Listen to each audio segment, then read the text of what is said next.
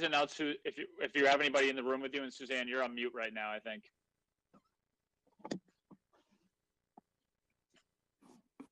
Present, home, alone. All right, thank you, Suzanne. Tim Cronin?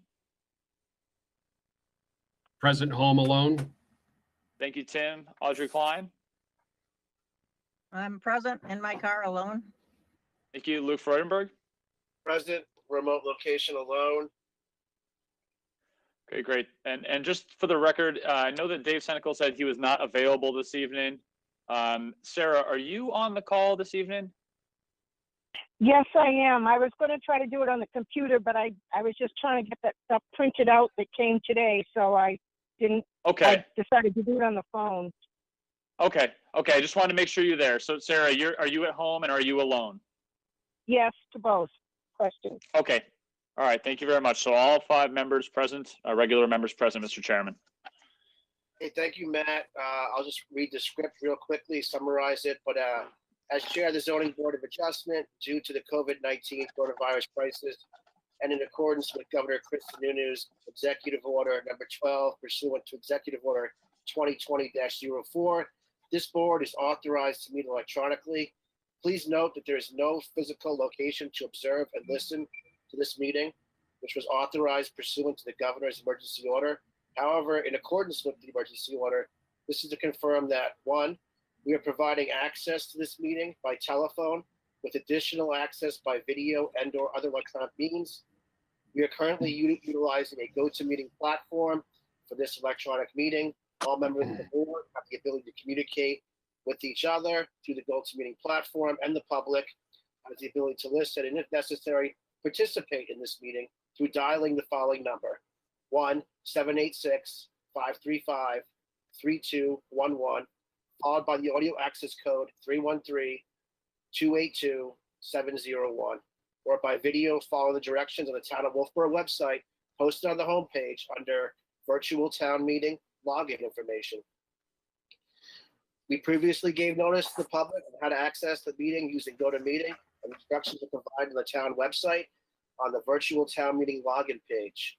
If anybody has a problem accessing this meeting via phone or computer, please immediately email planningdirector@wolfeboronh.us. We have 3 cases tonight, and it's definitely need to get through these. It's my hope that these applicants have been patient during our last Monday meeting. This past Monday, so we got to really strive tonight to get through these. And so, with that said, anything from the board before we get started on these public hearings? Yes, would it be possible to change the order of the agenda so we could take the one that's the Luke, you're breaking up hopefully and the freezing. shortest?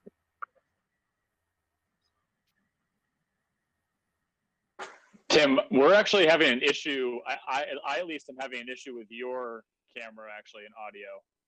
Everyone else is pretty smooth for me, but yours is not. Not sure if that's the same for everybody else, but.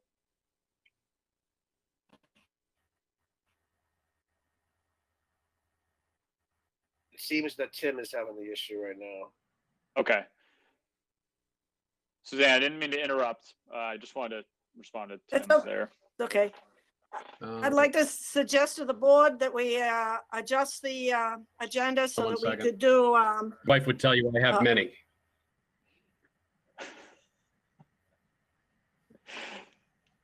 Suzanne, why don't you go ahead? Tim may be on a delay right now, so I would just proceed with whatever you'd like to do. Sorry, Mr. Chairman, I didn't mean to jump in ahead of you. I just want to. That's okay. That's okay, man. Go ahead, Suzanne. If we could do Mr. Wheaton first, I think that could be expedited pretty quickly. And then because the other one, it has hired an attorney and that's costly, and do him second, which would be the special exception for the Oakwood property, and then the railroad last. If the board had that, if the board would agree to that. That is fine with me, Suzanne. Do you want to make that a motion? Yeah, I would move to change the order of the agenda to put Mr. Wheaton first, Oakwood Road second, and the freight station last. Yeah, I'll second that. Is there any further discussion on that motion? Should we wait for Tim to get back here? Matt? Let's do the roll call vote I'll now. second it. Well, I think Tim is a little delayed still, but why don't I read the roll, and if Tim is able to join us, we'll get him on. But let me start with Suzanne Ryan. Yes. Thank you, Suzanne. Sarah Silk. Yes, Thank you, Sarah. Audrey Klein. Yes. Luke Freudenberg. Yes. And Tim Cronin. Can you hear us, Tim? Yes. All right, thank you, Tim. I think Tim's a little delayed, but that works okay. So the order will be Wheaton, Wood, and finally Lakes Region Model Railroad Museum. And in Tim's delay, would you like me to read the case into the record, Mr. Chairman, or would you like Tim to read it? It's up to you, of course, but. Let's have you read it, Matt. So it's just maybe Tim will come back on here in a second.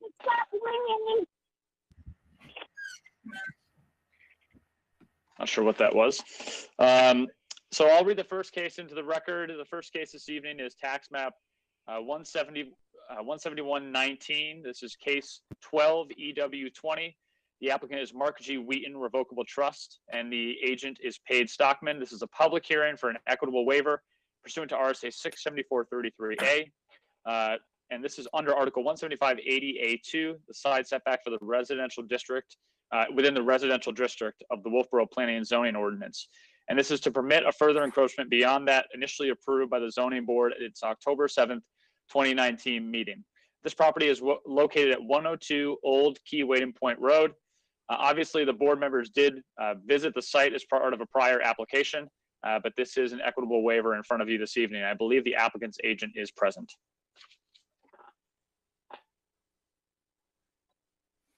Matt, I did go out and check that out last week. You may want to ask who else went out and visited the site after the upgrade. With that, has anybody been to the site after the construction was started and functionally completed? I see Audrey is a no. Luke, did you have a chance to go out there? No. Suzanne? No, I'm familiar with it from the previous variance. Okay. Okay, and Sarah, did you have a chance to look at it? not a second time, no. Okay, all right, that's not a problem. Thank you, Sarah, for letting me know. So, Mr. Chairman, I think the applicant is here, and I'm happy to answer your questions moving forward. Thank you. Let Paige go ahead and do your presentation, and get started with you. Thank you for coming tonight, and thank you for being so patient Monday night. Hey, no problem. I'm here to answer questions and do my best. Would you like to walk us through the document, the facts supporting the request document that you filled out? Yes. Okay. Yeah, well, what had happened with the excavation of the lot, I believe, and you know, no one really came to me and said this, but while moving a boulder, we lost a lot of the pins by a couple of feet in the back of the garage, which encroached the lot line. It didn't go over, but it went further than what we had discussed last fall. And you know, that was an oversight on my part. I could have probably found that earlier, but we ended up putting concrete down, and I trusted the people that were in charge at the moment, and it didn't come together like I had hoped. Okay. So just for the board's maybe visual assistance or any members of the public, I'm just going to quickly show the two plans that identified the issue when it came into me. And you know, Paid and Norway Plains, who performed the survey, were very forthcoming with the information and came to us with the issue actually. But let me just quickly show you what the functional issue is, although I know you do have the plan in front of you. So the initial approved plan showed the maximum or minimum rather dimension to the setback of 8.5 feet as measured to the roof overhang. This was the foundation. The building stakes were actually placed in this location as shown on this plan right here. Ultimately though, when the surveyor went out per the conditions of the ZBA to locate and the placed garage, you can see that it differed from the previously located building stakes, as you can see on this plan right here. It'll just take a second as I zoom in here.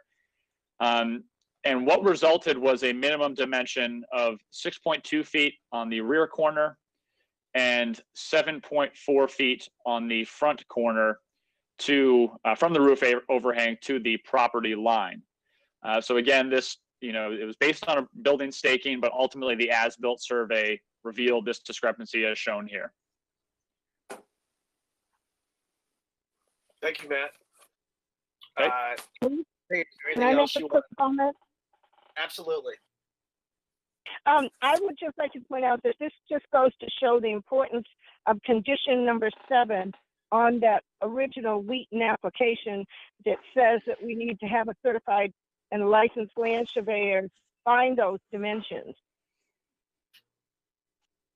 Okay.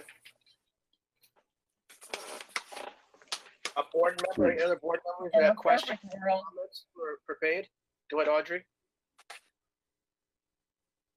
in a perfect world, that would be done when the footing forms are set, sometime between then and when the foundation walls are set.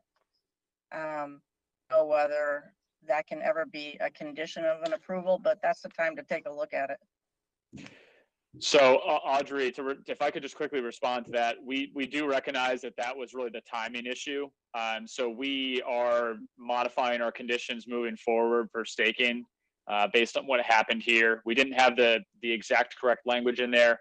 I actually had a very good conversation with the surveyor of record on this about how we would have avoided this issue. So we will address this moving forward, in my opinion, but you're absolutely right. The staking wasn't done at just the right moment. So we did have an error there. So I have a question. Absolutely, Suzanne. Yeah, the difference is, it was supposed to be 8.5 and now it's 6.2. Is that something like that? Okay. That's correct. That's correct, Suzanne. Sorry. Yep. So for an equitable waiver, basically, in this case, it appears to be an innocent error, a human error. Yeah, and it certainly is forgiving and allowed. And I would make a motion to approve the equitable waiver for case 12. Suzanne, sorry to interrupt you, but can I open Oh, the the public hearing. Yeah. Okay. Suzanne was very Sorry. excited to make a motion there. I'm gonna open the public hearing on this equitable waiver. Are there any members of the public that are out there that would like to speak either for or against?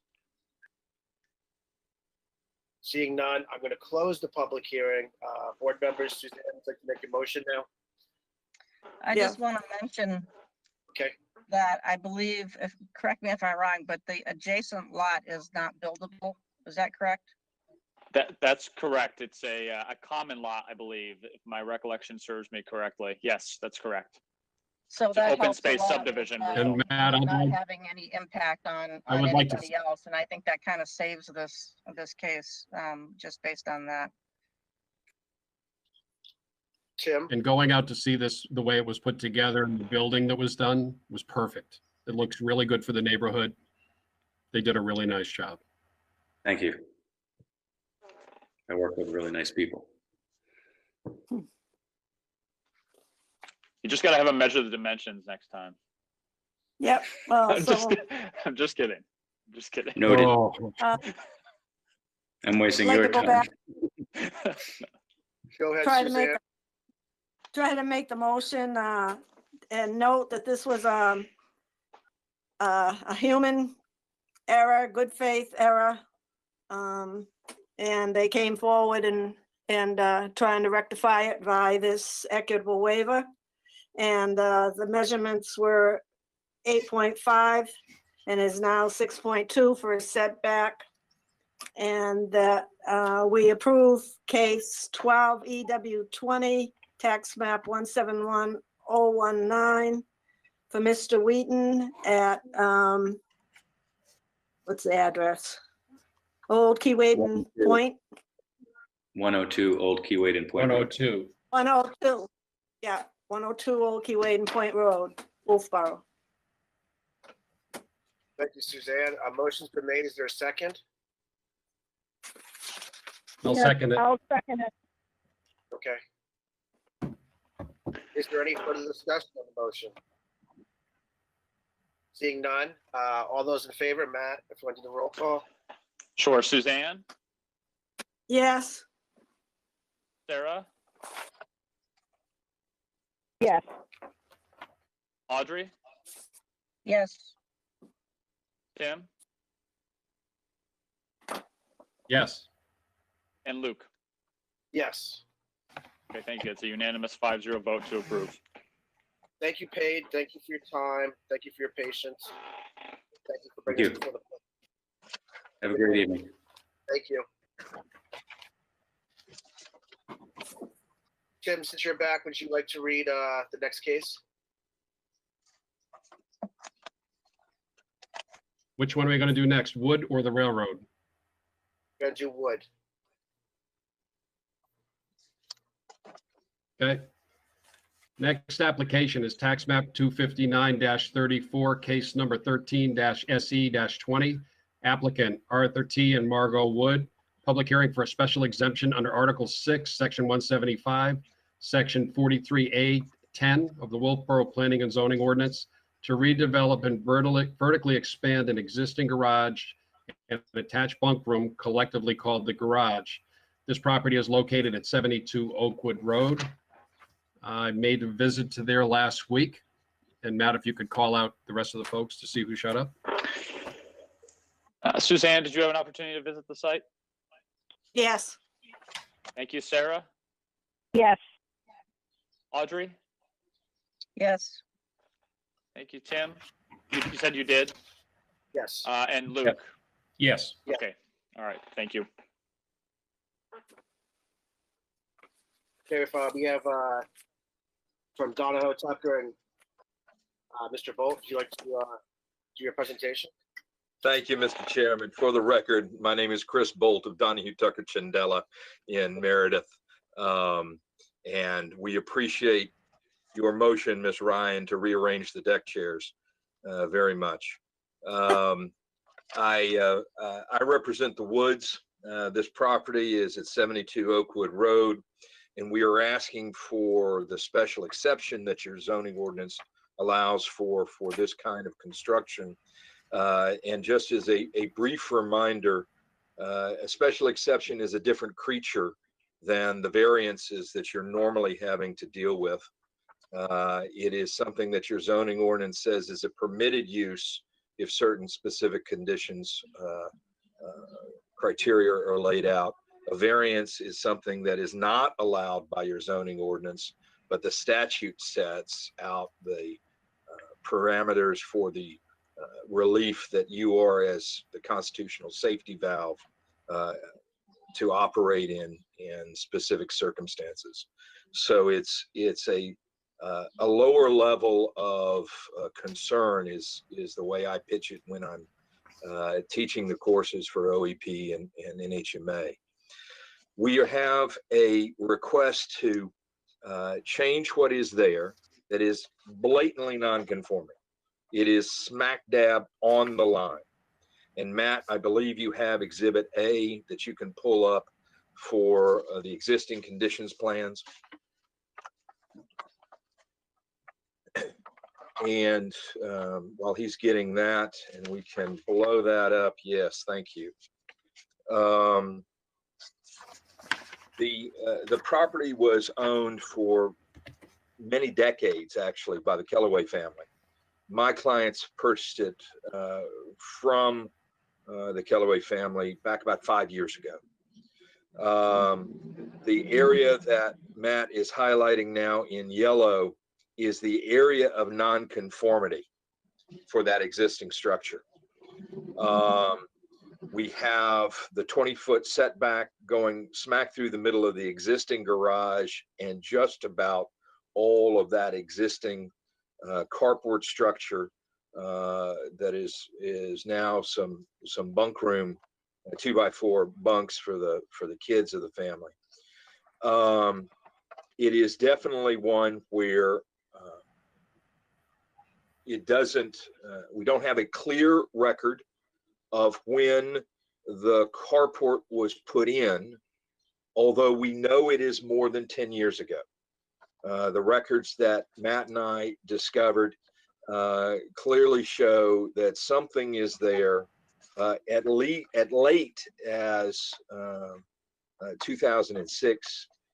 We believe it's far earlier than that based on some of the intelligence we get from the abutters.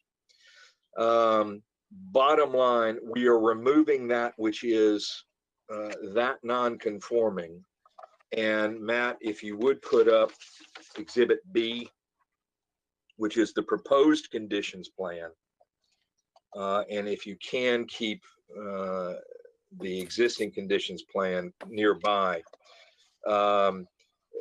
We have eliminated the encroachment out to the property line. And because of the configuration of the lot, as you see here, it's more of a keystone. It's wider at the lake than it is at the road. We are limited in where we can put that garage to be conforming.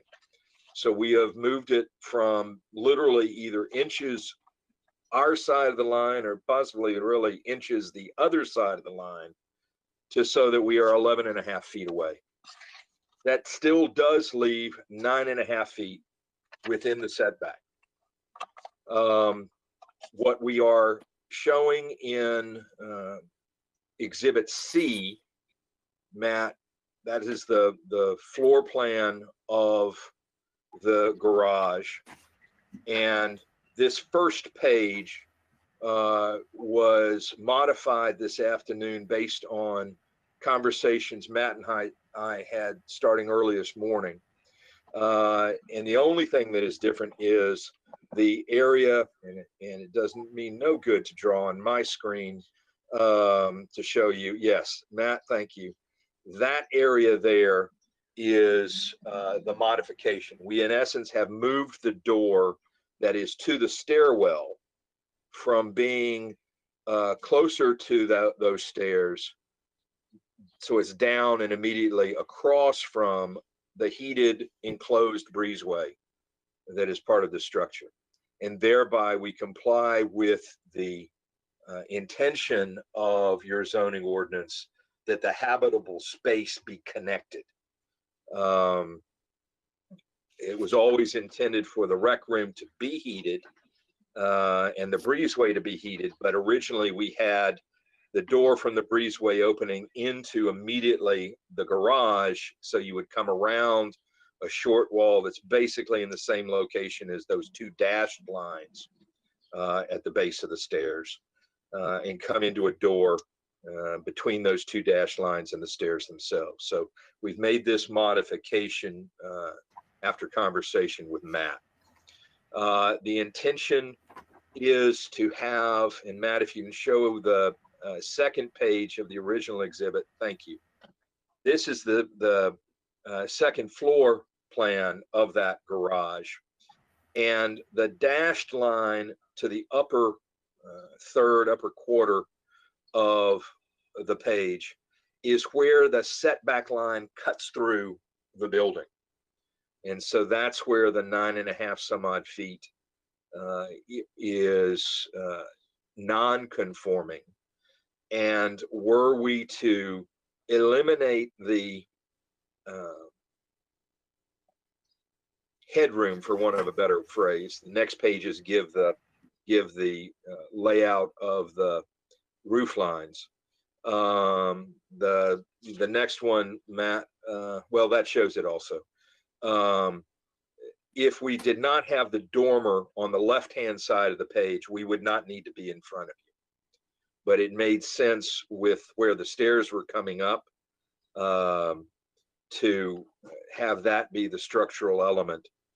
So we are in front of you asking for relief to have that second floor have a bump out. In essence, that dormer on the left-hand side of that page. Within 9.5 feet of the adjacent property line. I believe your materials that were provided by Matt have my narrative of how we meet each and every one of your zoning ordinances provisions for a special exception. I'm happy to go through that. I don't want to take your time. I know you have a complicated matter after us. I'm happy to answer questions for you, Mr. Chairman. Really, however you wish me to handle it, I'm happy to do. Well, thank you for that. And in consideration of time, if are there members that have specific questions at this point that would like to voice those? Members of the board? Yeah, I have one. I look at it that he's Woke. reducing. Go ahead, Suzanne. Yeah, I'm wondering, how is it that you don't have to do the site plan? You're doing some alternative, I forget what you called it.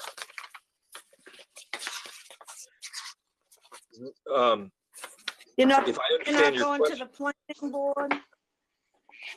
It's a Correct. residential structure. Why is it that happens? So this is a residential structure. It's not commercial or multifamily, so it's not subject to planning board review. correct. Okay. Yeah. Okay. And I just want to, because I did send some materials earlier this afternoon. I just wanted to make one comment about those. And much of what I sent, I don't think is necessarily germane to the application before you this evening. And I just wanted to sort of reiterate that in the event that a zoning issue, whether it be use or dimensional related, is identified later in the permitting process, whether that be at the shoreland or the building permit end of things, if an issue is identified, the applicant would have to return to the zoning board for further relief. But we're currently working with the applicant to remedy any issues that we identified, including the habitable space issue that was addressed today by the architects and Mr. Bolt, or Attorney Bolt, rather. Mr. is fine. Can I ask you, is that a new septic design that's going to be installed, or, I mean, it seems to see the old plan doesn't seem to show any septic. The old plan is, I guess the most polite phrase I could have is a nightmare. We are having a new septic installed, a new one designed. Ames is doing that for us. So we are expecting both the shoreline permit and the septic permit would be reasonable conditions of this approval.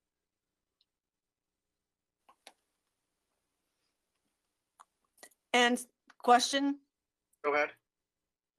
is the new septic being done not only because the other one's old, but because you're creating more bedrooms? I With don't plumbing? believe, I don't believe we're creating more bedrooms, but it is an old system. And because of the, shall we say, interesting locations that we believe some of the features of that old septic system are, where we are planning to put structure would interfere with those old locations. So you're going to have the proposed leach field as shown on Exhibit B up an elevated system far further from the road. Excuse me, far further from the lake, closer to the road.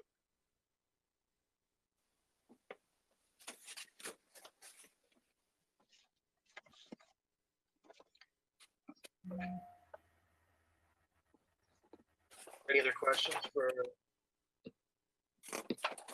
applicant? I did want to highlight that we have comments from both of the abutters in support of the plan. And I believe at least one of the abutters is online.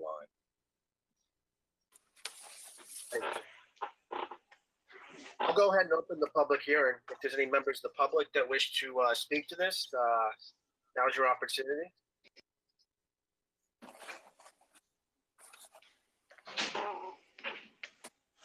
I'm going to close the public hearing. Board members? I think this is a really nice proposal. It looks like a great project. The abutting property is cabin colony, either rented or condoed, I'm not sure. I think this makes a whole lot of sense.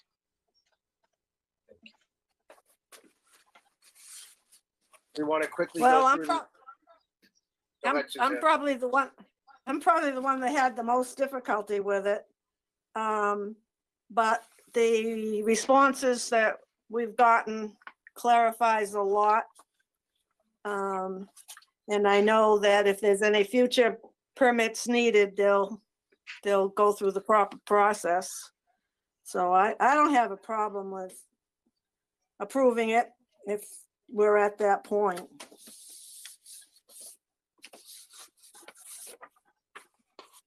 Okay, I guess I'd entertain a motion then to approve it. Okay, I'll move to approve the special exception 13 SC 20 tax map 259034, property 72 Oakwood Road for Mr. and Mrs. Wood.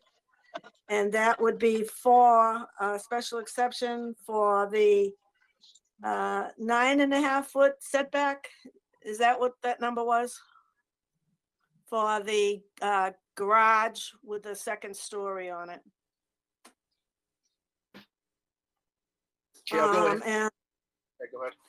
and the conditions 1 through 6, which the town planner has requested. I would like to make an alternating wording in number 1. And that is all plans included as part of this application hereby part and parcel of this approval. I always like to put the date of the plan that we're using to have it on record. Yes, go ahead. I'm sorry, I see Attorney Bolt's hand. All I want to make sure is you remember that while we filed everything on May 11th, we did amend something this morning or this afternoon, so to include both dates would be my Right, recommendation. yeah, I had 5/1, so it would actually be 6/3 or 4. Matt? We tend to include language that essentially says, I mean, it's in here actually, as amended to the date of this approval. We tend to Perfect. believe that covers the variable dates on the different plans. Unless you don't want to use that language, but it's up to the board. It bothers me that things get lost, things get separated and shuffled around. And just by having that date in there, then there's no confusion. I found that it's a good practice. I So that's agree. it. As somebody that has to go through these papers on the other end, the date really makes a huge difference. So I'll add the dates of the plans into this condition number 1. Yeah, 5/1 and 6/4, 2020. Okay, thanks, Matt. Thanks, Suzanne. Is there a second to that motion? I'll second that, Luke. Okay, thank you, Sarah. The motion's been made and seconded. Is there any further discussion on the motion? Seeing none, all those in favor, Matt, roll call, please. Yes, Suzanne Ryan. Yes, Thank you, Suzanne. Sarah Silk. Yes, Audrey Klein. Yes, Tim Cronin. Yes. And Luke Freudenberg. Yes. It's a 5-0 vote in favor. Many thanks, folks. I appreciate your time. Thank you.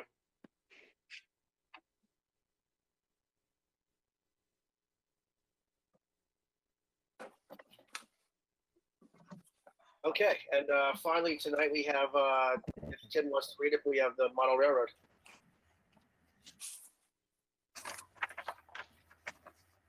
Okay, is my connection good now? We can hear you good. Good. Applicant, Lakes Region Model Railroad, tax map 217-46, case number 09-SC-20. Public hearing for a special exemption article under Article 175, Section 92 of the Wolfeboro Planning and Zoning Ordinance to allow for a museum use in the C1 Central Business District.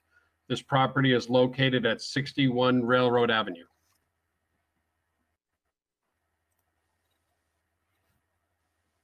Okay, thank you, Tim. We have Mr. Sims here as the applicant. Mr. Sims, would you like to present your case to the board? Thank you very much, Mr. Chairman, and the members of the board. This museum is a long time gestating, and we hope that it's coming now to a critical part. The museum will be a tourist attraction in the center of town. The coaches will unload by the museum, the boats dock here, pedestrians gather here. So having a museum activity in this location increases museum attendance and provides a downtown activity for tourists to enjoy. The emphasis of the museum is railroading in Wolfeboro, and the museum's location connects together the remaining physical artifacts from that era and ties in with the railroad station, the Bridge Falls Path, the extension to Dockside, the spur behind Lena Street, and the roundhouse turntable combination where the Bayside condominiums are now. The building exists, but it is deteriorating. Rescuing it and repurposing it for use as a museum preserves an important historical structure and keeps it for future generations to enjoy. It'll be listed as an important historical structure in the state's registry. The town owns the building. It's currently unwilling to fully fund the restoration, yet must return to the voters for permission to demolish it. Rescuing it for use as a museum solves this dilemma for the town. The planning board, we met with the planning board earlier this week, and some questions arose about pedestrian access. We met with Mr. Bean representing the Bean family. We met with Dave Ford, with Matt, with Randy, and we came to a resolution of the access issue, which I think which we'll be ready to present to the planning board when we next get together with them. Mr. Chairman, I'd like to now go through the specific 8 items, if that's appropriate, and give our responses to them. Absolutely, Mr. Sims. Thank you. Number 1, site suitability.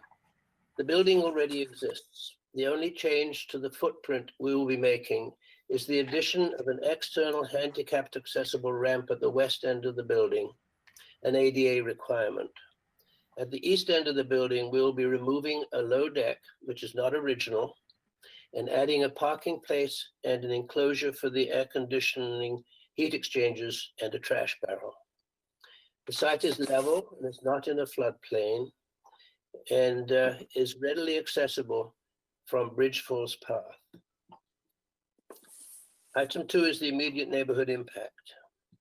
The building is deteriorating due to lack of use with no occupant to care for it. It's currently unsafe and cannot be used for any significant purpose unless it is stabilized and repaired. It is a liability and a hazard to both the town and the neighborhood, which continues to deteriorate unless major action is taken. We'll be remediating the existing source of asbestos contamination. And as an observation, there are pieces of asbestos tile lying on the ground, and these have asbestos fibers sticking out, very fragile and easily broken off. This will all be cleaned up. The site work for the museum will be coordinated with the town's project to upgrade Railroad Avenue so that all disruption for connecting utilities, for example, will occur before the road work commences. And this was one of the topics that we met with Dave Ford and talked about yesterday. The museum, when operating, will be silent with no external activities except for visitors coming and going, but with no external evidence that the museum is open and in use. Several houses on Glendon Street overlook the building, and we have received expressions of gratitude that we will be improving the appearance of the area and enhancing their views. The museum will be accessible and used year-round. However, we expect open public hours to be the daytime and early evening during the summer and fall months. At other times of the year, the museum will be used by organizations such as school groups, scouts, church, and STEM learning groups, and the hobbyists themselves. Just to add to that, this museum is both a demonstration and presentation to tourists. It is a place where anybody can go in and operate trains and learn how to work with a computer-controlled electromagnetic system. And it is also a place where people can exercise their hobby. Across the bay is going to be a makerspace learning center, and we're working with them to be the high-tech equivalent of what they are doing on their side of the bay. Number 3, no pedestrian or traffic hazard, including parking. According to 175-139, off-street parking requirements, a museum requires 1 parking space per 200 gross feet available to the public.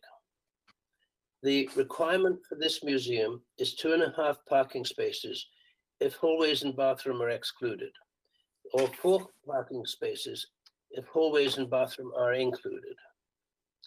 We're projecting visitor numbers to start at 5,000 for the first year, growing thereafter, but eventually not more than 10,000 a year. Only a small fraction of these will drive to the museum, park there, visit, and then drive away. This contrasts with the other museums in Wolfeboro, where most visitors arrive by car and need to park at the facility. A significant number of our visitors will arrive by coach and depart by coach 2 hours later, especially during the fall months. Those are the leaf peepers. I will skip over the rest because it's just adding to that. We do have, within 500 feet of the entrance to the museum, 100 municipal parking spaces. Many, such as those on Railroad Avenue, closer to Main Street, service the businesses, the other downtown businesses. At least 60 of them are in the vicinity of the railway station and the museum, and 29 of these are immediately adjacent to the museum. In addition, 600 feet from the museum entrance is the beginning of the Glendon Street parking lot with over 100 parking places there. And we will encourage employees, docents, and groups that use the museum to park in the Glendon Street parking lot. We will be adding 1 additional handicap space at the east end of the building, away from the entrance. And it should also be noted that the museum raised and provided the funds to remove the oil tanks so that the town could build an extra 7 parking places alongside, or additional 8 parking places alongside the museum. So we've been involved in adding parking capability for the town from the very beginning. Pedestrian access. There's 1 entrance door at the west end of the building. It's reached by a handicapped access ramp. If you're reading along with me, some of this text changed because of the discussion yesterday, where we emphasized that the Bridge Falls Path will be the access route to the museum, and there will be landscaping to protect the pedestrians from traffic on the road. The ramp is connected by a short gravel path to the Bridge Falls Path.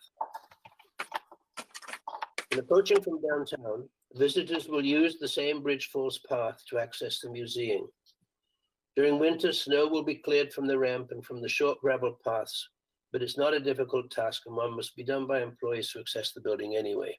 When snow is on the ground, we expect the people using the museum to be the hobbyists and the groups that have prearranged time there, school groups, scout groups, and so forth. Availability of public services. Town and water sewer connections are under the adjacent roadway. They will be made before the road is upgraded. The risers in the building will be enclosed in an insulated column for protection from frost. The building is already supplied with electrical power. The existing meter location will be changed to provide the clear working space that the electric department requires. There is no phone connection to the building. And since the utilities in this area are underground, a trench will be dug from the nearest connection point to carry fiber and phone to the building. These connections will be made again before Road Avenue is upgraded. Stormwater management the stormwater will be carried away by a drain already installed and upgraded by the town. Water will be collected by a crushed stone-filled trench under the drip edges of the building. There will be no change to the percentage of the lot area that is permeable. There is a fire hydrant 60 feet from the building. The building will not be sprinkled, but will be monitored for fire, freeze, and entry. We'll also have video monitoring of the entrance to the museum. We will not be using oil or propane. It'll be purely heated and cooled by electricity. Number 5, appropriateness of the site plan. The site plan is adequate for the proposed work on the property because it represents what we will be doing to the building and the site. There'll be no changes to the building except for the construction of the handicap accessible ramp on the west end of the building and the removal of the platform on the east end of the building. The building will have 3 external lights, all wall mounted, looking downwards. One will be over the entrance door, one over the handicap ramp, and one on the east end of the building, illuminating the adjacent parking space. The Bridge Falls Path side will be lit by the upgraded Bridge Falls Path lights. The side facing the Bayside condominiums will not be lit, so that we don't interfere with their night time. We do not envision any freestanding signs. All signs will be attached to the building. Number 6, immediate neighborhood integrity. The neighborhood is the central business district, and this is zoned for, and I'm quoting here, a healthy mix of retail, professional office, medical, and residential uses. It is intended to enable the downtown to remain a vibrant, compact commercial center, serving the needs of community residents, the region, and the tourists, end quote. Eliminating this building does not work to help create a compact commercial center. Replacing it with parking spaces creates a commercially dead space, not visually attractive, nor worth visiting for its own sake. Creating the museum in this location increases the activity level in the center of town, enhancing its attractiveness as a commercial and tourist activity, improves the visual landscape, and continues to develop this area of town visited by the public. Recent activities focused on improving this part of downtown include undergrounding all utilities, resurfacing Railroad Avenue, developing Glendon Street parking, Fossfield Pavilion, Bridge Falls Path, Back Bay Boat Docks, the Bean Park, and the pedestrian seating in various locations. And just to add, in this current situation with the restaurants closed, people have been flocking to this area of town, picking up their coffees and their food to go and eating it here at Bean Park or at the benches along Bridge Falls Path. So it is an area that people enjoy and populate. Impact on property values. Currently, the building is an eyesore and a hazard. This will continue to worsen until either the building is removed or it is rescued. While removal is an option, there are no current plans to do so, and a warrant article will be required to ask the voters' permission to remove the building. This permission cannot be assumed. The preferred option is to rescue the building, make it physically attractive, and give it a low-impact use. While one cannot be sure that this will increase property values, it should make the adjacent condominiums more attractive and easier to sell. It will also improve the view for houses on Glendon Street and for the Depot Square condominiums. The building's roof consists of asbestos tiles over asbestos paper. This is an ongoing hazard to the neighbors and the public and needs remediation. We will be providing that. Having a listed historical building nearby may increase the attractiveness of the area to visitors and future residents and be an example for preserving other significant historical structures in town. The number 8, spirit of the ordinance and the master plan. This part of town is slowly being improved as discussed in number 6 above. Rehabilitating the freight shed is part of that ongoing process of improvement. Wolfeboro has adopted the goal of being a museum destination town. One purpose is to increase commercial activity during the, quote, shoulder seasons of spring and late fall. This museum will add to that evolution. It will be the only true tourist activity in the center of town and will be a referral and connecting point for the other museums. Now, if and when a pedestrian bridge is built over Back Bay, this museum will be closely connected to the new makerspace and to the boat museum on Bay Street and will be part of a pedestrian-oriented, traffic-free downtown. So those are my responses to the 8 points that you will need to turn it back to you, Mr. Chairman. Thank you, Mr. Sims. Thank you for the presentation. Thank you for the time you spent working on this for the last couple of years. It's commendable. Board members? Questions for Mr. Sims? I have a number of questions. yes, but I don't know. Go ahead. Go ahead, Audrey. Okay. Mr. Sims, you said you expect about 5,000 people a year through the building. Yes. How many people fit in there at one time? We have probably 10, 12. This number comes from the Boat Museum, whose attendance is 3,000 a year. The Wright Museum is 19,000 a year. We're not going to be anywhere near the Wright Museum, but we think that our location will significantly increase the Boat Museum attendance, and the interactive nature of the museum will make it more attractive. Well, I just wanted to clarify, Audrey, you were asking about occupancy limit, correct? I was asking what his feeling about how many people would be able to fit in there at once, and it is related to occupancy and the site plan. So I guess I have a concern. John, you mentioned it's not a sprinklered building. You've recently changed the front entry. Has this been run by the code officials since that change was made? By code officials, you mean the code officer in town? No. And the fire department? No. The fire department has looked at the layout with a single ramp without the additional steps. They have looked at the layout we now have, but some time ago, and had no problem with it. So if I have a understand, follow-up question. they haven't Matt, seen do the you one want to without say the anything real stairs. No, I No. think everyone can ask their questions, and I'll try and respond after I get a few of them. Yeah. Audrey, do you want to? I still have a question or two. Okay, go ahead, Audrey. I see the two on your site plan. It shows the two pathways that meet Bridge Path as being paved. Are those not going to be paved then? I'm going to turn that to Matt to respond to. So, Audrey, the two pathways that are shown on, I would call the edges of the parcel, those will be paved, and any area that's not paved connecting to the Bridge Falls path will be at a grade that is ADA accessible. But it is possible that in the interim stages, it will be potentially a stone dust path, but will be ADA accessible. Okay, and that stone dust is fine. My question is, what about the winter when that path is actually being used for, is not being maintained? How do you maintain the accessibility for that parking space to get into the building?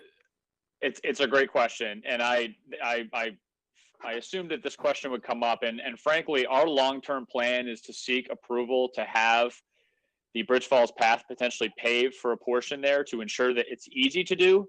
But in the interim, we will ensure that snow is removed so that it remains accessible. We are concerned a bit about that, but being that museum occupancy is not expected for several years, and frankly, there is a real interrelationship between the layout project and this museum project. We anticipate coming forward with a request to pave a portion of the Bridge Falls path in order to ensure that there is safe and ADA accessible access along that entire corridor between the space and the ramp. Okay, the deck that's going to be removed and reconstructed, what is the purpose of that? That's entirely outside, correct?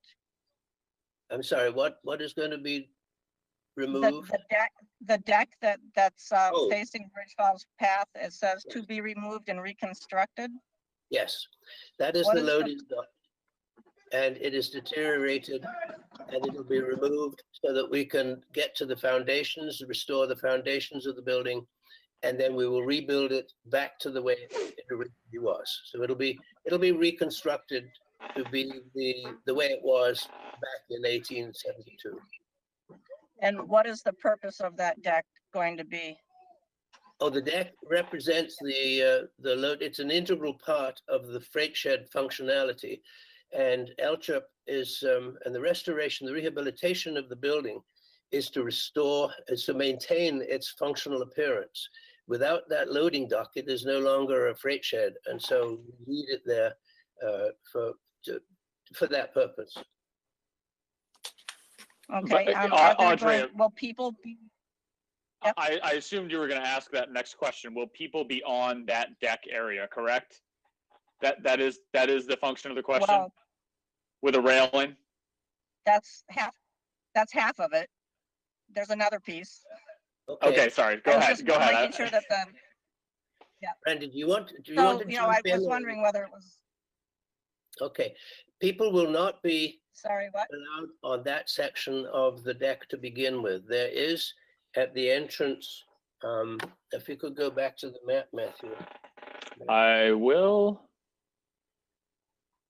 There is an area in the bottom left-hand corner of that deck, at the bottom left-hand corner of the building.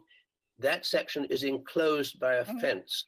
There is a doorway that will open, a gate that will open that allow people onto that ramp, but not under normal, under normal circumstances, that will be closed. Coming up the ramp, that will be a turning circle for wheelchairs.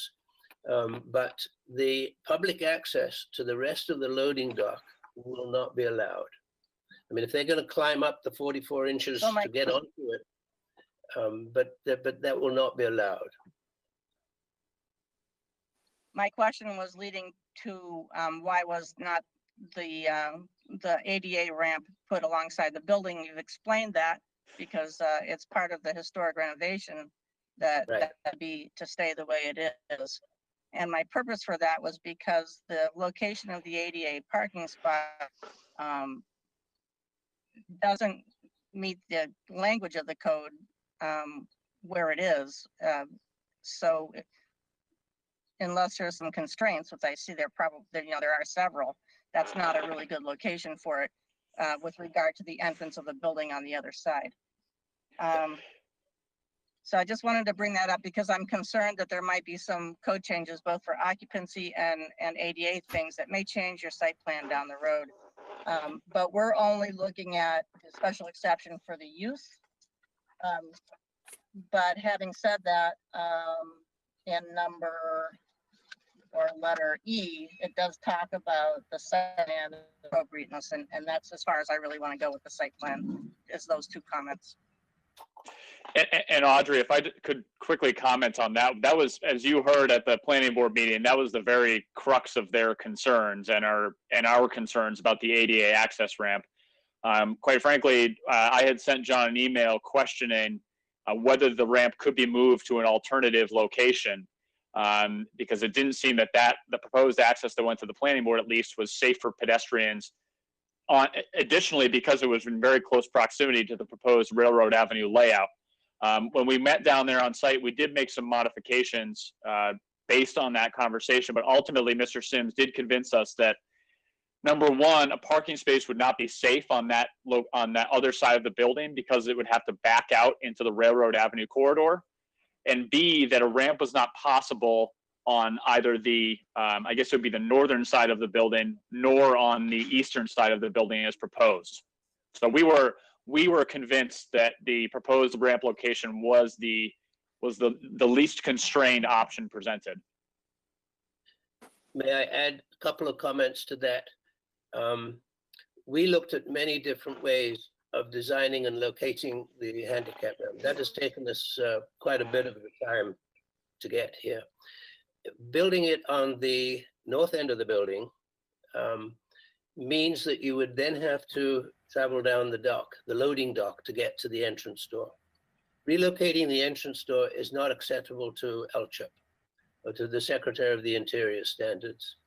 If the public travels along the loading dock to get to the door, then we have to put it's either 30 inches or 36-inch high picket fence all along the edge of the dock, which destroys the appearance of the building. And the LCHIP has told us very clearly that they will not fund the project if that's what we want to do.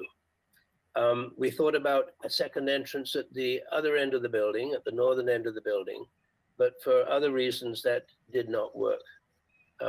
So we're left with this as the only practical location. We also came up with a design where we built the loading dock, we built the handicap ramp into the loading dock and had it start at one end at ground level and rise through the length of the dock. That was just too expensive, and and also destroyed the future utility of the landing dock. Just as an aside, there's an idea for the future, assuming that we get our approvals, get the museum built, and the museum is successful. Once it is successful, then we would like to explore bringing in a passenger car alongside that loading dock and turning that into a lecture space, a workshop, and an extension of the museum. But that's, you know, that's for someone else at another time. But that's one reason for preserving the utility of the landing dock, because then we would have travel across through out of the sliding doors that are currently in the freight shed, across that dock into the passenger car. But there are a lot of challenges there, and that's certainly not anything that's being proposed for seriously now. But we need to preserve the landing dock. Sorry. Does the funding prevent you from adding any type of additional roof coverage over the ramp or the access to the building? For instance, did you consider just a small lift that would be covered, and then you wouldn't have to have that long ramp? We explored, well, I've talked to people with lifts, and yes, they do work, but they are a maintenance problem. The difficulty with the lift is that you need an attendant. And a lot of our visitors, especially the tourist visitors, are going to be slow or with walking sticks, or they're going to want to use the lift if that's the way of getting into the building. If that's the only handicap way of getting into the building, they're all going to want it. So we're going to have probably a permanent person stationed by the lift and operating it for them. We don't want to do that. If we can manage with the ramp as it is, then this meets all of the requirements, and it is certainly not as nice as we would have liked, but it's sort of squeezing a 5-pound thing into a 2-pound hole. It works. It meets the requirements, and it's functional, and I think that people will get very used to using it. Thank you, Mr. Chairman. Suzanne? I think Sarah was next. Okay, Sarah. Yes, I had a couple of quick questions, sort of related to a couple of things that Audrey mentioned. I'm looking at the diagram of the floor plan, and I see one entrance off of what is the ADA ramp. I don't see another emergency exit, which also begs the question of, does it meet fire code, and has the fire department determined what the occupancy number is, whether they can have 100 people in the building, 20 people, whatever? That's my first two questions. In terms of needing a second exit, we talked to them at length about that, and we talked to Bergeron Technical about that, and there is no need for a second exit. Similarly, there is no need for sprinklering in the building. We've talked to them, again, the conversation with the fire department was about a year, maybe more than a year ago. And the concept hasn't changed in principle since then. They were comfortable with it. They, of course, would prefer to see a second exit. They would rather see, additional things, but the exigencies of economics and what we're working with we have to take those into account too. Okay, and also looking at the drawing, in the narrative, it says an additional 8 municipal parking spaces. And when I look at the drawing, I see a handicap space and then 1, 2, 3, 4, 5, 6 to the right of the handicap space, which is 7. I'm missing that 8 parking spot. Can you explain where it is in a couple of words? Yes, this is a schematic. This is several drawings have been produced of the parking in this area. And it must have been an earlier one that I used, the Underwood engineering one that I used where I counted the spots. I've been out there and physically pasted out, and it comes up to that. But whether it is 6 or 7 or 8 is really not going to make much difference, I don't think. Matt. Mr. Chairman, can I just address the question? Of course. Mr. Sims is absolutely correct. The 8 parking spaces, Sarah, came from a preliminary conceptual design for the Railroad Avenue layout in which 8 parking spaces were shown in the area where Mr. Sims is showing the 6 parking spaces now. When Norway Plains prepared the plan, and certainly I think Randy can speak to this, they wanted to avoid the removal of, I believe, which are 2 birch trees, or I'm not sure which type of tree they are, but they are located there at the end. So what the applicant has done here is limit the removal of trees while relying more on the provisions of the Central Business District's flexible parking option, which allows the provision of parking spaces within 500 linear walking feet. So Mr. Sims was using an old Underwood plan. He's since revised that plan with Norway Plains, and that's the reason for the discrepancy in the figure being presented. I can speak to that. It's okay with the chairman. Excuse me. Yes, go ahead, Randy. Yes, Sarah. Originally, the parking was sized on the total square footage of the building, and so there was a 10 space number that was floating around. Again, regardless of the off-street parking, which we were somewhere between 80 and 100 spaces, if I recall. There's a plan in the packet that shows that with the aerial underneath it. And then there was discussion about the essence of the ordinance, which was public accessibility square footage. And there was some discussion about that, whether it was just the 500 plus square feet of the public viewing area, or if it originally, like John said, if it included the entryways and hallways as well. So we settled on going with including the entryways and the hallways, which I believe came in just under 1,200 square feet, which would determine a use of 6 spaces. And Matt's correct.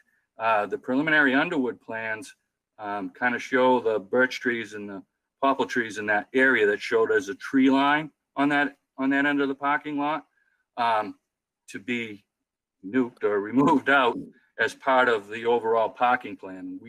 It's not on this portion of the town property that the that the RM's using. So we kept within those boundary limits. Okay, thank you for that explanation. And my last question has to do with number 3, no pedestrian or traffic hazards. And I went down and did the viewing, and I don't know where things are going to end up here, but if you look at the corner of the building, which is to the left on the plan, where it shows the ramp and it shows some steps, you can, in person, you can see where that corner of that building has either been hit by vehicles or perhaps a snowplow or something. And standing there looking at it, I thought that to use this as a museum and put those wooden steps out that way would just be further introducing the visitors to this museum into a possible path of a vehicle that would hit them. And I wondered what's going on with that corner of the building and how they're going to see a safe access for the people using the museum. I can speak to that, or you can, Matt. So I'm happy to speak to that. So Sarah, I sent out a revised plan this afternoon that shows a slight modification that deals with exactly what you're talking about. And this is one of the 2 primary issues I think that we were discussing during our site walk yesterday that Mr. Sims referenced.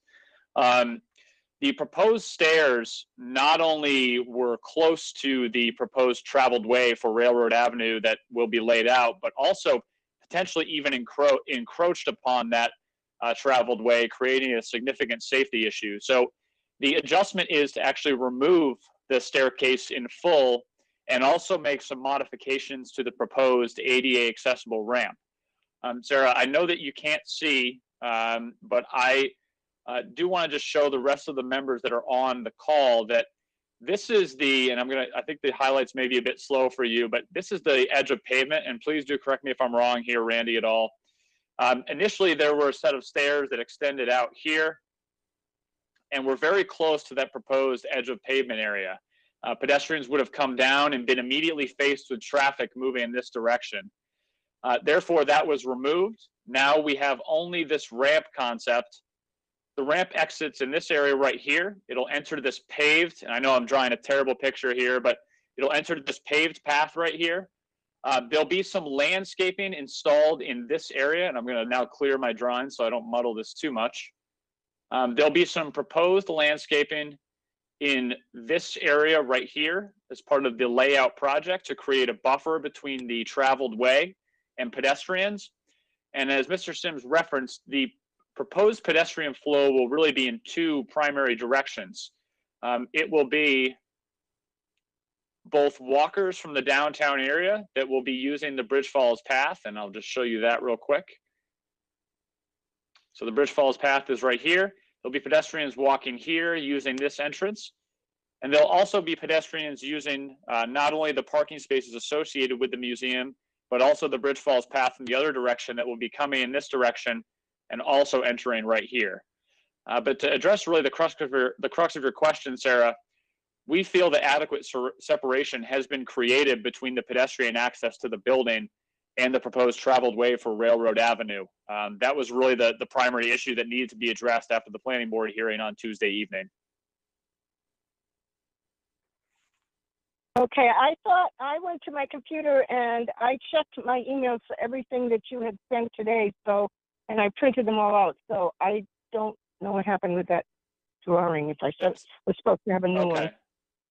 Yeah, Thank you. Sarah, of course. Yeah, my intent was to share it during the meeting, but I did send it earlier. But yeah, it does address your concern, in my opinion. Okay, because you know there was traffic going through there when I was there, and it was very close. And you know, we just had a thing on Monday night where somebody wanted to put an entrance from mudroom and stuff, you know, like 5 inches from a right of way, and this was, you know, maybe even closer than that. So I guess I was just sensitive to it. And just for one other piece of clarification, maybe I'm not being clear on that, and please correct me, Mr. Tatro, if I'm wrong, that section of road will be curbed, if I'm not mistaken. Is that correct, with a 7-inch reveal on the curb? Yeah, the conversation, to all of you, the conversation that I had with Dave Ford, the measurements that I show, the separation that I show from the drip edge, that I'm showing edge of pavement traveled way because there aren't final plans from Underwood at this point. But Dave is planning on curbing that for 2 reasons, one for separation and one for drainage purposes. He needed a little separation. I believe it's 4 feet off the drip edge that he wanted, off the edge of the drip edge. And then, because the catch basin is already there, so originally we had, you know, the gravel going to the other side of the catch basin, but of course the pavement's going to go to the building edge of the catch basin to make it work correctly. So if you look at the line that I've got drawn on there, that line is based on my conversations with the Public Works Director, as I note in, I think I added a note 8 because he wanted me to refer to it that way, other than to say a final plan by Underwood. Randy, it will still be 2-way traffic when they get done with all this changing with the roadway, or will it only be 1-way traffic in between this building and the condos? Well, there's a 20-foot, you know, they have a 20-foot easement over Jim's property, over Jim Bean's property. And if you look at the plan, I've showed a 20-foot separation from where Dave's gonna curb it or do the EP to the edge of the parking spaces on the condo on the other side of the street. So it's 20 feet. I guess I would have to defer to, you know, the town on that, whether or not they're gonna make that one way or not. Matt? The intent is to maintain two-way traffic, but to install traffic calming in that area to slow down the two-way traffic. That was another reason that initially we had contemplated a sidewalk wrapping around that edge of the building. But in order to safely accommodate the two-way traffic, install traffic calming, it just wasn't feasible to get the width there to also have a sidewalk in place with the necessary drainage. So our priority is on maintaining the two-way traffic safely and moving the pedestrian access off of the proposed right-of-way, or off of the traveled way, rather.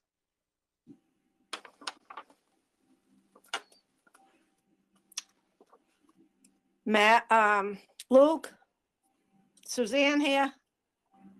Go ahead, Suzanne. Yeah. I haven't gotten a clear answer on the interior capacity of the shed.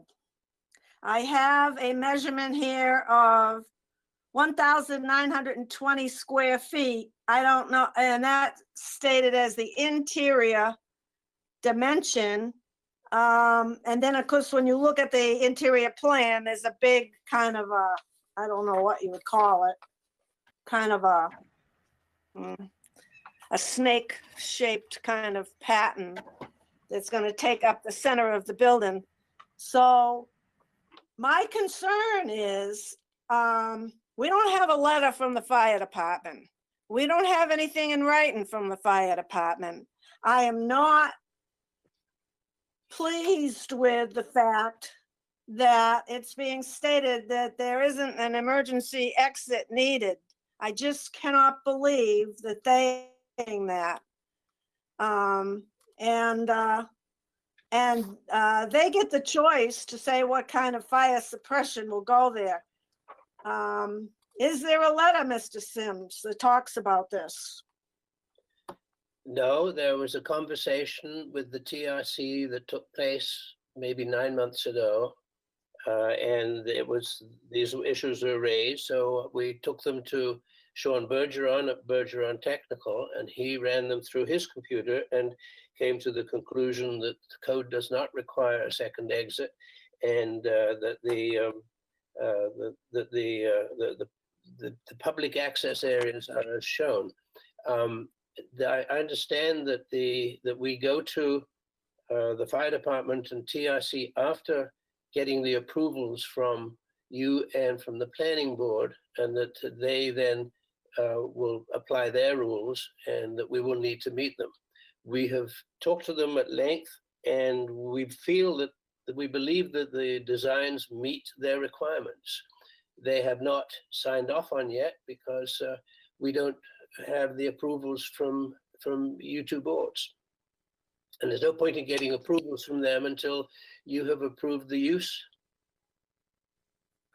Well, during the site plan discussion and the special exception, I think it's going to be needed, but maybe can take care of that in an amendment of the condition of the approval. And you haven't answered the question as to what is the occupancy for the interior once you get your display in there? We have the physical layout, and we will present it to the fire department, and we'll see what the fire department says. I mean, Matt, can you comment on this? No, I'm not sure that I can. I mean, my understanding, Mr. Sims, is that the final layout of the inside is not complete. Is that correct? Correct. I mean, you're still working out some of the details about what the layout will be of the actual railroad that's present. So I'm not sure that we know what the functional interior square footage is. So I can't answer the question, Suzanne. Well, the reason that I ask it is because, as Audrey pointed out, 5,000 people, we're looking at a pedestrian traffic issue here. And are we going to have people lined up there waiting to go in because the occupancy only lets in 5 people at a time? I think it's relevant to safety. And again, maybe this can be addressed with a condition on the approval. The other question I had is, just a question, this would probably go to Matt.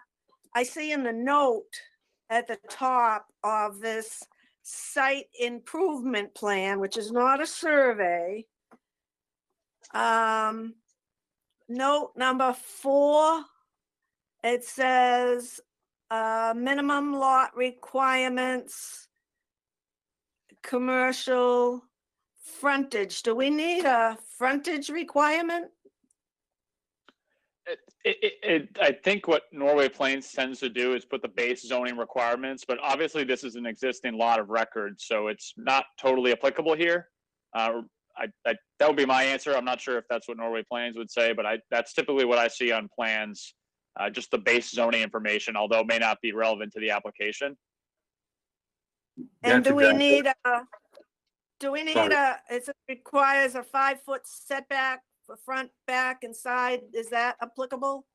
Just a No, question. it's I not. don't- Yeah, no, it's a good question. It's a good question. So no, it's not subject to the 5-foot setback, in my opinion, because this is a use that's subject to site plan review and is a commercial use. I think it's a 0-foot setback in that case. All righty. And then the other thing is, I hope we all recognize that in the winter that I believe that part of that Bridge Falls pathway is a snowmobile trail. We had multiple conversations about that. That did come up, actually, Suzanne. We are concerned about that. That's why, quite frankly, long term, we need to work a few of these details out. But I think quite honestly, the preference at this time is for getting this facility open. And I think we have some flexibility when it comes to the snowmobile trail, if that concept, or not that concept, but that winter amenity is continuing in the future. We have the ability to shift it to the side of the existing Bridge Falls path if necessary. But I'll be honest, we have not worked out all the details there at this time. And then the last thing, so that my board members know, I think for those of you who did or didn't listen to the planning board session or the selectmen's discussions on this, the Railroad Avenue proposed road has to go through the process of being laid out. That road is not currently a road. It may have to be surveyed, it may shift things, but, and then Matt does have the note at the end of the suggested conditions to the approval. And although I would have worded it more strictly, I can live with it, but there will be no certificate of occupancy until the road issue is laid out and approved after a public hearing with the Board of Selectmen. So this whole thing may change because we don't know where that road's curving or going or what have you. And the reason, just for the board's information, the reason I suggest that condition is because I think a substantial portion of the curbing, landscaping, really, and safety elements of the proposal are reliant upon the layout of that road in the end. So although it seems like a fairly harsh condition, I think it's critical to complete that project for this site to be functional in a safe manner. And obviously that's a critical factor for the ZBA granting this special exception and the planning board hopefully granting a site plan review. So I felt that condition was necessary to ensure that these improvements are completed. Matt? Well, I don't think it's a harsh condition at all. It protects the town. Matt, on your review, you said the approval does not include any exterior display areas. Was there some reason that you did not include that in the condition? So there wasn't Sarah, a specific reason. Sarah, I was gonna make that a condition. I was gonna make Okay, that Matt, number can I 8. hear Matt's explanation for that? The reason for the reason that I did not include that is because I consider the plans to be binding, and the plans do not indicate any outdoor display areas, so I felt it was inherent in the application. I did feel it was important to note, though, because as Mr. Sims mentioned, there is a long-term interest in having a rail car on the site. And I feel that if that's going to be done at a later time, that may be subject to additional reviews. So I wanted to make that very clear in the review that I developed for you. Thank you. I'm concerned about that because we've got instances like Sal's garage down there where he was supposed to have green space and whatnot. And, you know, he parks cars on there all the time. There's no green space left and he uses it for displays. And so I think we need, in order to see that what we intend to happen is enforced, I think we need to be cognizant of those things when we do put in our conditions. Matt, we're reviewing a plan that exists, not a hypothetical, maybe what if. So I intend to put that as a condition in the motion. If the board doesn't, they don't, but we're being told one thing and not shown another, and I'm one that I like it down in black and white. Matt? Ready? Go ahead. Yeah, I just wanted to respond to one of Suzanne's comments about the plan. It is based on an actual on-the-ground survey, which is shown on the existing features plan. The site layout plan is the second sheet, which is normally used for what's being proposed. But there has been multiple surveys in the area, including the old railroad plan, plans by the town, Underwood Engineering and Promise Plan Surveying. And we tied all them together, and the horizontal and vertical points are all as shown on that plan. I'm not going to speak to what's being proposed and what, or if anything that you guys feel isn't on there, but you can be rest assured that what's being shown on the plan is where it is on the ground. That's all I wanted to say. And does that include the road? That The proposed includes road layout? That includes the physical edge of gravel right now, Suzanne, and it includes my conversation with Dave where they are proposing to put the curb in. And that line that's shown on there is per my discussions with him, as far as the distance off the building and how it connects back towards Bean Park. All right, well, I only can say what this plan is called, the proposed site layout plan. So if I've offended you, I'm sorry, but I can only go by what it says.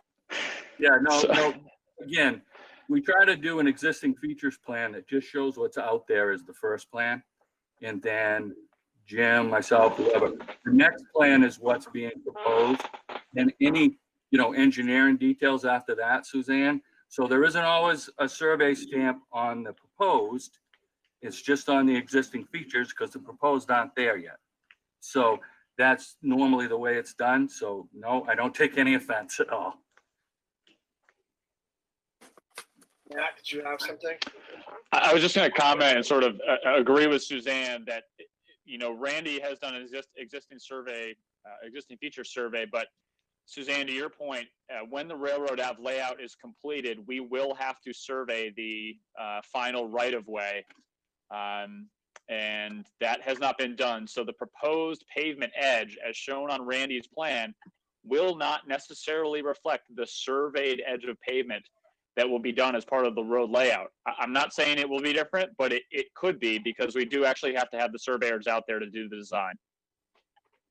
And let me ask you, if something interferes with travel of pedestrian and vehicles, will they have to come back to the ZBA and the planning board? Because what we will be approving tonight is what is in front of us as amended by what you emailed us.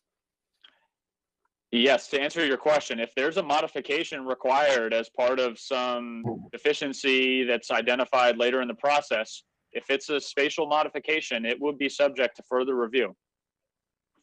That's what I thought. Okay. That makes me feel better. Audrey? Yeah, I'm fairly deeply uncomfortable with the fact that I do believe the front entrance is going to change dimensionally, and I think that this plan will be back. Removing the stairs causes, all kinds of issues. You have two-way traffic on a ramp that's 4 foot wide for ADA purposes. We don't know how many people are in the building. We don't know how many are coming out and how many are going in at the same time. It's not sprinkler and there's one exit. So I think there's a lot of questions there as far as how the codes impact the site. And I would be very surprised if we didn't have to look at this again. And having said that, some of those issues with regard to how many people are going to be waiting outside or going in and out do impact the site and the safety of the site. So, if I could just quickly comment, just sort of as maybe not the staff to this board, but I would just say that I think Mr. Sims may be doing this process a little differently if he weren't under the pressure of the LCHIP funding and the need to secure permits in a more immediate manner. The selectmen have made it very clear that they wanted Mr. Sims to go through this process right now. And I think that I assume that Mr. Sims may have waited a bit to do this if he had his way to finalize some of those design concepts. But in order to actually proceed with the work on the building this year and meet those LCHIP deadlines, I think he's here with what he believes will be the final plan. But to your point, Audrey, Suzanne, Sarah, and others who have commented, it's possible there will be slight modifications, and we'll have to talk about those at a later time. so to add to that, I think that the use of a museum downtown is really fits in well, just generally speaking, to the special exception. It's these details that seem to be really difficult on this site.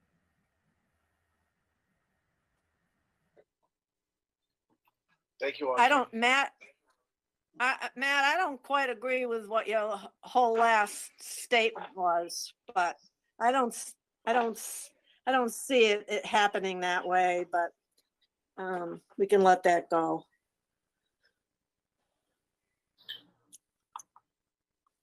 Lou, can I make a comment? Sure. I want to say that I share some of the concerns that Audrey has. If you have a very narrow ramp there and you have only that single exit and entrance and you have people coming and going, if you should have some type of a fire or some emergency inside that building, I'm just a little concerned about that. And I think I would feel better if I had more information from reviews by the fire department, etc. And I guess, otherwise I think it's a great idea to put a museum there, but I'm just a little concerned about that safety issue because,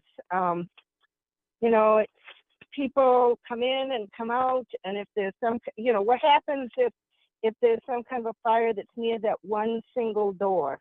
I'm just really worried about that with older people and children and panicking and it does happen. I have to say that I think we need to leave the final details of that up to the life safety professionals we have. It may impact the site, and so it might come back to us. Luke, this is Suzanne here. I am just gonna, is the public hearing still open? I haven't even opened the public hearing. Oh, I'll go ahead and open the public hearing right now. And now I'll close the public hearing. Suzanne? yeah. Okay. I'm gonna talk this through with the board. Okay. And I'm inclined, I'm not making a motion. I'm inclined to make a motion that would approve this special exception for plans dated 3/2020, plan submitted 4/13/2020, and revised plan of 6/4/2020, and of course, with Matt's number 7, 1 through 6, but the number 7, also a number 8 that would say that this approval does not include any exterior display area with the exception of an attached sign. And then I would say that conditioned upon written approval for fire safety codes, occupancy, exit door, and pedestrian travel and ramp submitted to the plan for their site. So I'd like to just talk about that without Well, I making a would second motion that and discussion. Go ahead, Okay. Audrey. Motion for discussion. Okay. so now second- it might be a bit unusual to do it that way, but this whole thing has been unusual. And this is going to the planning board. And we want to put the red flag out there to them that it is with caution that we approve this. So how does anybody feel about that Jim, how on do the you feel? board? No, this is our discussion. It's No, that's closed. The up here is closed. Audrey? I think it is, I would not agree to number 8 as you stated it, Suzanne. I would want to amend that. I think that we can cover that just with having another review of this, if anything on the outside changes. I don't think that we should put ourselves in a position of reviewing the occupant load, for instance. I don't think that's our, what we've been tasked to do with the special exception. So I guess I would say that I like everything you said. I think this is a good project. I think we should have a museum downtown. I don't think the details are done yet, and I think they're going to change. And having said that, I think this would come back to us if it does, which I think it must. John, I just think this is kind of out of order. I understand funding. There's some noise in the background. Yeah. Could Yeah. you say that again, Audrey? I guess I was just saying, I don't believe that we should put such specific items into that condition number 8.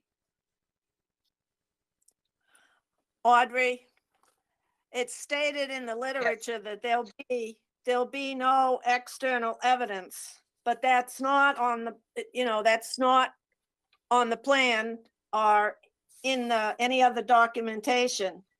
But the other thing is that we need to go through the 8 criteria, and there's one that says, number 3, that there will be no undue nuisance or serious hazards to pedestrian and vehicle traffic, including the location and design of access way and off-street parking. Well, I think there is an issue with number 3. And I think that issue is in this design right now. Is the issue in the design right now? Yes. Okay, what is the issue in the design right now that you're speaking to? Well, didn't somebody raise the question of the ADA spot at one end of the building and the entrance at the other, and then having to use the Bridge Falls path in the winter, and the vehicle traffic on the Depot Road extension? I think I just want to raise the red flag somehow to the planning board. And if it takes going through these 8 criteria, stating such within the 8 criteria, for which I'm hopeful they get a copy of, that might take care of it. But I think just to approve it, with all the discussion we've had without any conditions will be a big mistake. I'm not saying that the conditions I mentioned should be the ones, but I think that we need to do a little work on it. Tim, your Luke? thoughts? Yes, Tim. I agree with what Audrey said a few minutes ago, that it seems like we're putting a lot of comments in here that are stepping on other departments in the town that are going to take care of things like fire exits and the widths of the stairs coming down and how ADA are getting in and out. The other departments will take care of all that. Capacity inside the building, safety issues. The main thing is this gentleman is looking for is a special use to put a museum there.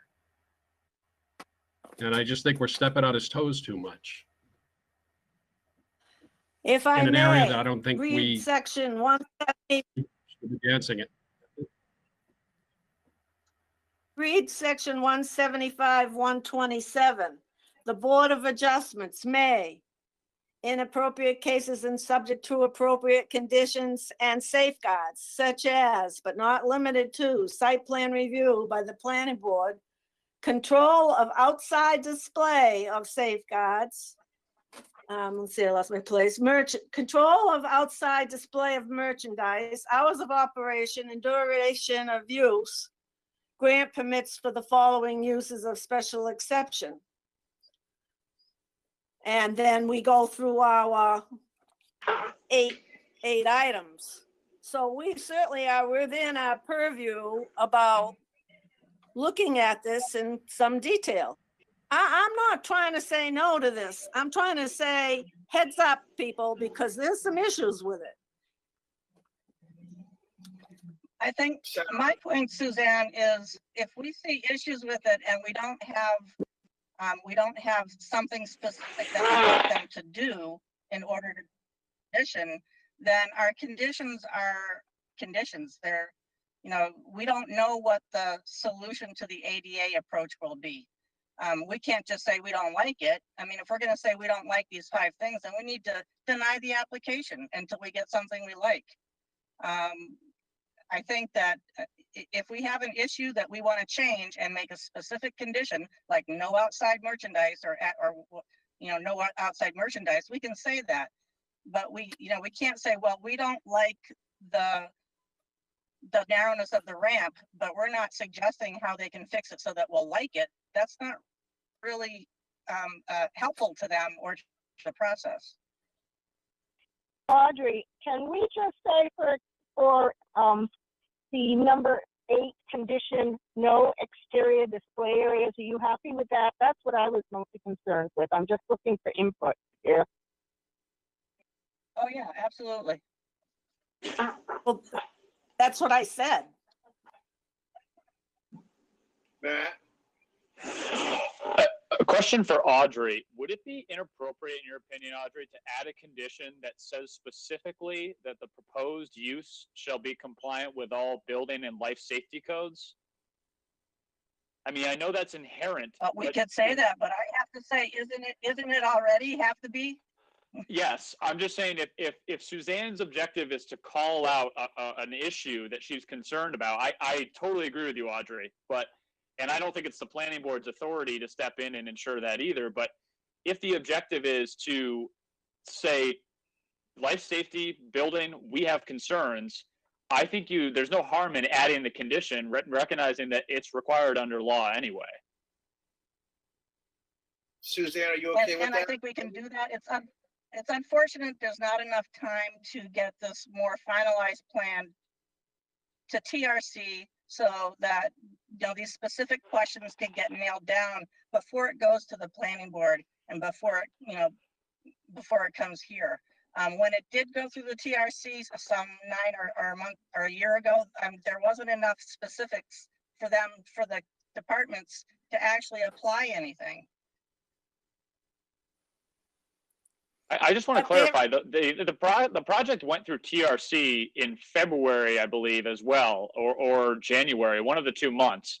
And Tom Zotti was there to review the plan. And I don't know his comments off of the top of my head, but he was part of the review process. So I'm trying to walk the line of being defensive of the application here, but there has been discussion with town staff and with Bergeron Technical who are lending design professional services to the application. So can I say that all pieces of the proposed interior building have been vetted? No, but I can say that the handicap ramp has been stamped by a design professional on the outside. We know that to be a fact. So I am slightly concerned about the implication that there are things that are definitely not code compliant here, but I agree there is some uncertainty. And therefore, I think a condition just saying, hey, you've got to look at these things would be appropriate. Suzanne, would you be I okay think with that? that's fine to make that statement. I thought that, Luke? that John had said that they had Luke? not reviewed this without the, steps. They have not reviewed it without the steps. That change was made very recently based on concerns with the safety and the traveled way. They have not reviewed that specific element. However, Bergeron Technical Services amended the plan, as I understand it, and again, stamped it for at least accessibility. I can't speak to whether they stamped it for fire, but they did stamp it for ADA. And I think that's a legitimate concern that they didn't cover everything necessarily, but certainly I would not think that they would design something that they knew would be deficient later on in the process. Suzanne? Okay, Luke? Yeah. I keep hearing this thing about time. There's still time. It isn't like this has to be done tomorrow. There's nothing to say that it couldn't, I don't know the process for TRC, but there's nothing that says that it can't be reviewed a second time or a third time. I am glad that this does have to go to the planning board. But I would be comfortable with number 8 added that says no exterior display area is approved, with the exception of a code compliant sign. And that what Matt suggested was number 9 would be this approval shall be compliant with all life, safety, and building code. And then, of course, I would want to get the dates in at the top on that number 1 is what plans we're talking about, since we've got 3 sets that have been discussed. So it'd be inserted under number 1, the plans included as part of this application dated 3/20/20, 4/13/2020. That was when received, and then there was a plan 6/4/2020. That's all I could find. And so if we could agree on those amendments, and that the minutes, I would hope the minutes go to the planning board with this, so they can see our discussion. And we haven't mentioned the 5 criteria, but if you want, I'd make them, I don't like doing it this way, but I would make a motion that the 8 criteria have been met. And then. Yes, we don't need to go through 5 criteria, and we don't necessarily have to do those one at a time with a special exception. No, I know, but that's not my preference, but I would acquiesce to that because it's been chewed on enough. But I would make a motion to approve this, unless Audrey, can you think of any other amendment that should be added? No, I would second the motion with the amendment that you made to number 8 and 9. Okay, so then I would move the question to approve case number 09 SE 20 special exception under Article 17592, tax map 217-046, 61 Railroad Avenue for Lakes Region Model Railroad Museum. With the 1 through 7, 8 and 9 that we've been discussing under the amendment. And hopefully Matt is doing a good secretarial job. Yeah, I've got those conditions down. I'm sure you And do. Audrey, are you seconding that? Someone second that? Yes.